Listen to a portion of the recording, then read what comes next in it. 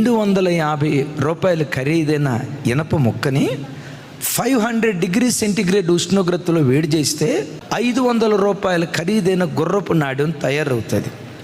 అదే 250 ఇనప ముక్కను 1000 డిగ్రీ సెంటిగ్రేడ్ ఉష్ణోగ్రతలో వేడి చేస్తే 1500 గుండు సూదులు తయారవుతాయట. గుండు సూదులు.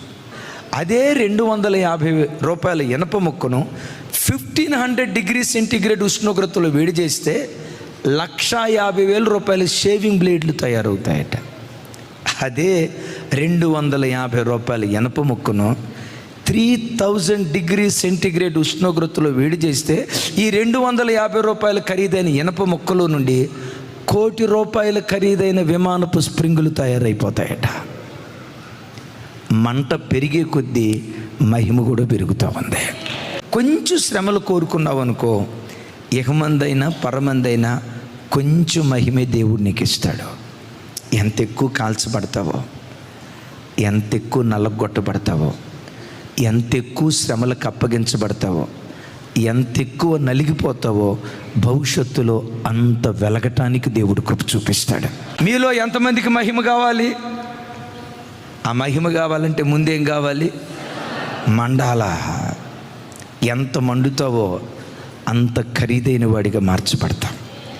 దేవుడు ఎక్కువ శ్రమలు నీకు అనుమతించాడా? ఒకవేళ మనసులో యేసయ్యా నాకే ఎందుకు కష్టాలు, నాకే ఎందుకు బాధలు, నా ఒక్కదాని బ్రతుకులోనే ఎందుకు ఏడుపు, నన్ను ఎందుకయ్యా చిన్న చూపు చూసావు, నేనంటే నీకు ఇష్టం లేదా, నేనంటే నీకు ప్రేమ లేదా, నా భక్తి నీకు నచ్చలేదా, అసలు నేనే నీకు నచ్చలేదా, ఎందుకయ్యా ఆపద వెంబడి ఆపద, ఎందుకు నా బ్రతుకులో ఈ శ్రమను అనుమతిస్తున్నావని మీలో ఎవరైనా ఏడుస్తూ ఈ ప్రార్థనకు వచ్చారా?